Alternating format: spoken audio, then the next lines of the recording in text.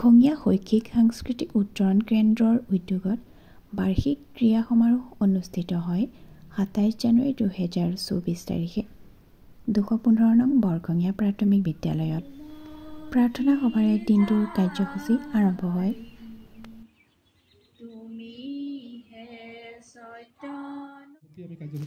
ইয়াৰ পাছতে চিত্ৰাংকন প্ৰতিযোগিতা অনুষ্ঠিত হয় ছাত্ৰ ছাত্ৰীসকলৰ মাজত। বিচাৰক হিচাপে উপস্থিত থাকে শ্ৰীযুত কৃষ্ণ বৰাদেৱ। কুইজ প্ৰতিযোগিতা অনুষ্ঠিত হয় আৰু কুইজ মাষ্টাৰ হিচাপে শ্ৰীযুত প্ৰদীপ শৰ্মা ভৰালী ছাৰে সুন্দৰকৈ কুইজ প্ৰতিযোগিতা অনুষ্ঠিত কৰে।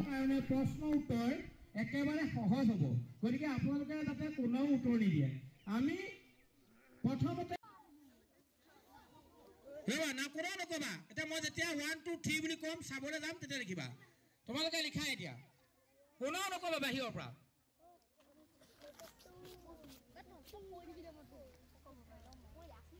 শেৱালি দল 10 নম্বৰ, পদুম দল 10 নম্বৰ, গোলাপ নাই পোৱা। গাঁওখন এসময়ত গুড়ৰ বাবে বিখ্যাত। কিহৰ বাবে বিখ্যাত? গুড়ৰ বাবে।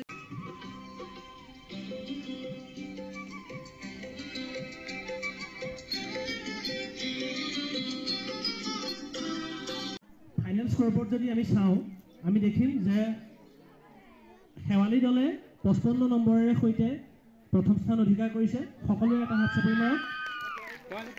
শেৱালি দল উঠি দিয়া। শেৱালি দল, শেৱালি দল কোনটো?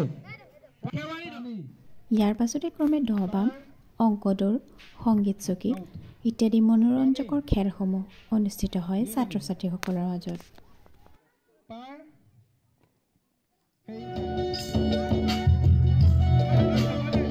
সকলোৱে নজৰ দিব দেই, কোন পৰা হয়।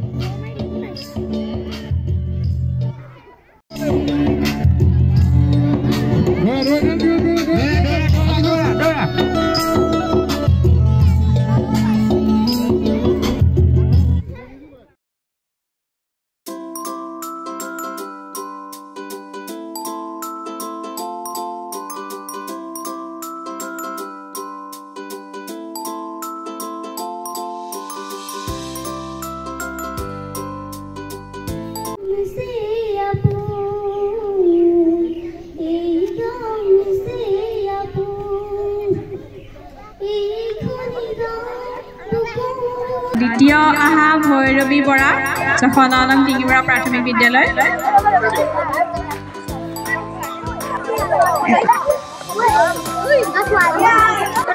আৰু তৃতীয় ৰিয়া কলিতা আহা। এনেদৰে বিজয়ী ছাত্ৰ ছাত্ৰীসকলক পুৰস্কাৰ বিতৰণ কৰা হয়, লগতে মানপত্ৰ প্ৰদান কৰা হয় আৰু কেন্দ্ৰলৈ অহা নতুন শিক্ষকক আদৰণি জনোৱা হয়।